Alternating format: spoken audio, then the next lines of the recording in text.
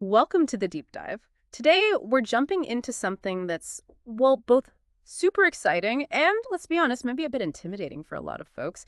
How you actually go about buying cryptocurrency here in the US. You've heard the buzz, I'm sure, but figuring out where to start, that can feel like a maze. So, our mission today, we're going to slice through the jargon, get past all the noise, and really pull out the essential facts. The goal is to give you a shortcut, basically, to feeling informed and confident about this whole thing. We'll cover the basics, the essential warnings, picking a platform, actually buying, keeping it safe, and yeah, even tackling those crypto taxes everyone dreads. Okay, so let's just dive right in. When we say cryptocurrency, what are we actually talking about here? How is it different from, the dollars in my checking account? Yeah, good place to start. Fundamentally, cryptocurrency is digital or virtual money. It uses cryptography, hence the name for security, and it runs on these decentralized networks, blockchains. The key difference is, unlike regular money, there's usually no central bank or single entity in charge. Bitcoin, BTC, and Ethereum, ETH, they're the big ones, the sort of pioneers of this whole idea. But before anyone even thinks about jumping in, the source we looked at makes one thing incredibly clear: volatility. And we're not talking small ups and downs here. Crypto prices can seriously skyrocket or just plummet, sometimes by huge percentages, like within hours. It's this double-edged sword, right? Massive potential gains, sure, but also a really high risk of losing a lot, maybe even everything you put in. So the absolute golden rule, non-negotiable, is only invest money you can truly afford to lose. If a 30% drop overnight would cause you serious stress, this might not be for you. That's a really important point to hammer home. It's not a get-rich-quick scheme. Okay, and speaking of tricky stuff, the U.S. regulatory scene, it sounds like a total patchwork, maybe even confusing. What's the need to know there? It feels like a potential roadblock. It absolutely is a patchwork. You nailed it. There's no single federal law covering everything crypto. Instead, you have different agencies looking at it through their own lenses. For instance, the SEC, the Securities and Exchange Commission, they're focused on whether a crypto asset is a security, like a stock. If they decide it is, then securities laws kick in, which are pretty strict. Then you've got the CFTC, the Commodity Futures Trading Commission. They generally see Bitcoin and maybe some others as commodities, like gold or oil, especially when it comes to futures trading. And then there's FinCEN, the Financial Crimes Enforcement Network. They treat a lot of crypto businesses exchanges, for example, as money services businesses or MSBs. That's really important because it means these businesses have to follow anti-money laundering, AML, and know your customer, KYC, rules. So yeah, for you, the investor, it means different rules can apply depending on the specific crypto or platform. Oh, and states have their own rules too. Like New York's bet license, that's a famous one. Wow, okay, so it's not just complex, it's like actively shifting depending on who's looking and where you are, and that's a lot to track. And that brings up another really critical point from the source: insurance, or rather the lack of it. We know banks have FDIC. What about crypto exchanges? Yeah, fundamentally, there isn't an equivalent. And this is a huge mindset shift you need. Unlike your bank account with FDIC insurance or your brokerage account with SI. Right, the most common route is through reputable cryptocurrency exchanges or platforms. Think of them like online stockbrokers, but for digital assets. Now, choosing one, especially in the U.S., involves looking at a few key things our source points out. First, and this is crucial, regulatory compliance. Are they registered as an MSB? Do they have the right state licenses? If not, probably best to steer clear. Second, look hard at their security features. Do they require two-factor authentication? 2FA, that's a must. Do they use cold storage? That means keeping most funds offline, away from hackers, super important. Check if they have any private insurance, but again, don't expect FDIC-level protection. Then, obviously, check their supported cryptocurrencies. Do they actually offer Bitcoin, Ethereum, or whatever specific coin you're interested in? Compare the fees, trading fees, deposit fees, withdrawal fees. They can really add up and vary a lot between platforms. Look at payment methods, too. ACH bank transfers are common, usually cheaper but slower.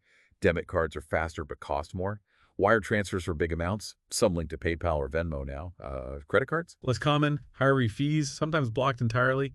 And don't forget the user interface is easy to use, especially if you're new. What's their customer support like? And finally, a big one, check availability by state. Not all platforms operate everywhere in the U.S. because of those state laws we mentioned. That's a really solid checklist. Makes sense. Could you maybe give us a few names, just some popular platforms that generally tick those boxes so people have a starting point for their own research? Sure, absolutely. For beginners, Coinbase is often mentioned because it's known for being pretty user-friendly. Good for starting with the major cryptos. Kraken is another big one. Known for strong security and maybe a wider range of altcoins. It serves both beginners and more advanced users. Gemini puts a big emphasis on security and compliance, also generally seen as user-friendly. Then you have Binance.us, that's the US version of the giant global Binance exchange. It offers a lot of assets, competitive fees, but maybe a slightly steeper learning curve for total beginners. Crypto.com is very popular, especially their mobile app, and they offer other services like earning interest. For just sheer convenience, even PayPal and Venmo let you buy some major cryptos now directly in their apps. The fees might be higher, and you might not be able to do as much with the crypto, but it's simple. And eToro is another option, kind of a social trading platform where you can buy crypto too. Okay, great. That gives people some concrete names to look into. So, all right, I've done my homework. I've picked my platform. What happens right after I sign up? I'm guessing I can't just start buying immediately. There's probably some ID stuff. You've got it. That's the next big step. Creating the account and then verifying your identity. This is the Know Your Customer, or KYC, process we touched on earlier. All legitimate centralized exchanges in the U.S. have to do this. It's part of those AML, anti-money laundering regulations. So yeah, be prepared to provide your full legal name, birthday, address, social security number. You'll need to upload a picture of your government ID, driver's license, passport. Sometimes they even ask for proof of address, like a utility bill or maybe even a selfie or short video to match you to your ID. Once you're verified, then you can deposit funds, usually US dollars. Like we said, ACH bank transfer is common. It's often cheap, maybe free, but remember, it could take several business days, like 3 to 5, for the money to actually clear and be usable. Using a debit card is usually instant, but you'll pay higher fees, maybe like 1.5% to 4% or even more. Wire transfers are good for larger amounts and are fast, but your bank at the exchange will likely charge fees. And yeah, PayPal or Venmo can be quick too if the platform supports it, but check their fees as well. Okay, funds are in, ID is checked, we're past the hurdles. Now the exciting part, actually placing the order. How does that work? Is it complicated to finally get some Bitcoin or whatever? Actually, this part is usually pretty straightforward once you're set up. You just find the buy or trade section on the platform's website or app. Then you pick the crypto you want, say Bitcoin, BTC, or Ethereum, ETH. You then decide how much you want to buy, either by entering the dollar amount you want to spend, like $100 worth, or by specifying the amount of crypto, like 0.005 BTC. The platform will show you a confirmation screen, the current price, the fees they'll charge, and exactly how much crypto you'll get. Just double check everything, and if it looks good, you hit confirm. And bam, the crypto should show up in your account wallet on the exchange pretty quickly. But that leads us to the next really, really important step. We absolutely have to talk about storing your cryptocurrency securely. Look, leaving small amounts on an exchange if you're actively trading might be okay, it's convenient, but for anything significant, or if you plan to hold long term, the strong recommendation is to move that crypto off the exchange and into a personal wallet where you control the private keys. This is critical. It gives you true ownership and cuts out that counterparty risk. The risk that the exchange gets hacked, goes bankrupt, or freezes your funds. Remember, be your own bank. Now, there are basically two main types of wallets. You've got software wallets, sometimes called hot wallets. These are apps on your phone or computer or browser extensions. They're handy for quick access, but they are connected to the internet, so there's some risk. Think things like MetaMask, Trust Wallet, Exodus. Then, for the best security, especially for larger amounts, you have hardware wallets or cold wallets. These are physical devices like a USB drive that keep your crypto keys completely offline, like putting your valuables in a vault that's not even connected to the network. Super secure against online threats. Ledger and Trezor are probably the best known brands here. That offline vault idea really clarifies the security aspect. Okay, so we bought it, we moved it to our secure personal wallet. Now for the part that honestly seems to trip everyone up. Taxes. What's the deal with the IRS and crypto? What's the biggest pitfall here? Yes, taxes. Definitely critical, and the IRS is paying close attention. They view cryptocurrency as property for tax purposes. Think of it like stocks or real estate. This means certain actions create taxable events. And probably the biggest mistake people make, assuming they only owe taxes when they cash out back into US dollars. That's wrong. The key thing to grasp is trading one crypto for another is generally a taxable event. So swapping Bitcoin for Ethereum, yep, taxable. Beyond that, obviously selling your crypto for dollars is a taxable event.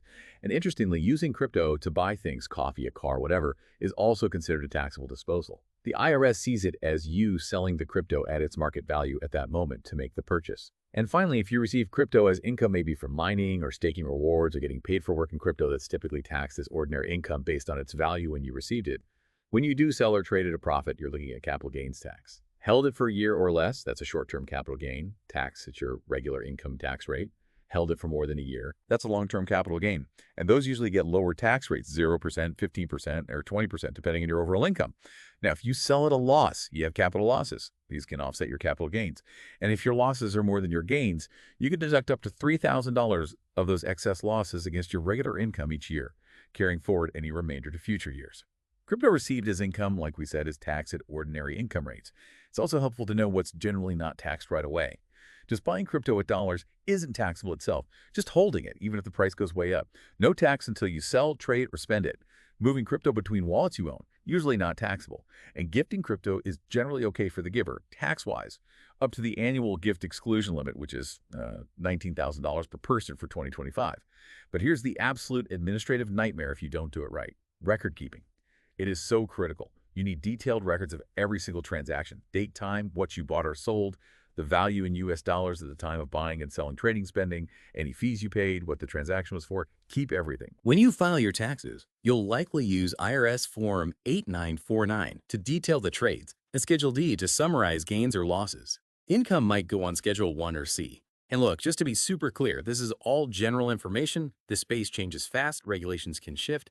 Definitely do your own deep research, understand all the risks we talked about, and seriously consider talking to a qualified financial advisor or, even better, a tax professional who really knows crypto. They can give you advice tailored to your situation and make sure you're following all the rules. Wow, okay. That was a really comprehensive deep dive. We went from the very basics of what crypto is through the really important risks like volatility and the tricky regulations, then how to pick a platform, actually make a purchase, the critical step of storing it securely, maybe in that digital freezer, and finally untangling those tax implications. Hopefully, we've managed to distill the key info for you nice and clear. I think the main takeaway here is pretty clear. Yes, there's potential in crypto, absolutely. But it demands, real awareness of the volatility, a serious focus on security, and making sure you understand and handle your tax obligations correctly. It's all about being informed and prepared. Absolutely. And what's really interesting is just how fast everything in this space keeps changing, which kind of leads to a bigger question, doesn't it? In a world where finance and tech are evolving so rapidly, how do we all need to adapt our thinking, our strategies, just to keep up, let alone get ahead? That is a great question to chew on, something to think about after we wrap up. We really hope this deep dive gave you some solid footing and maybe a bit more confidence to navigate the world of buying crypto. Thanks so much for joining us on the deep dive. Keep exploring, keep learning, and hey, if this was helpful, please do subscribe and hit that notification bell. It really helps support the channel and lets us keep bringing you these kinds of deep dives.